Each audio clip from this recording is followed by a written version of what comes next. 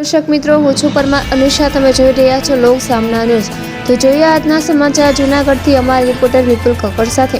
આજ રોજ જૂનાગઢ કોંગ્રેસ સમિતિ દ્વારા મહાનગરપાલિકાના કમિશનર સાહેબશ્રીને જૂનાગઢમાં અમુક રોડ રસ્તા ખરાબ છે તે બાબતનું આવેદનપત્ર કોંગ્રેસ સમિતિના પ્રવક્તા ભરતભાઈ રાણીગા તેમજ સહપ્રવક્તા ગોપીન ડી લાખાણી, મંત્રી ગૌરવ બી ધૂતલા, શહેર કાર્યકર ગોપાલ ગીરી તેમજ મહિલા શહેર કોંગ્રેસ પ્રમુખ હેમાબેન રૂપાલિયા તેમજ કોંગ્રેસ સમિતિના કાર્યકરો ઉપસ્થિત રહ્યા હતા.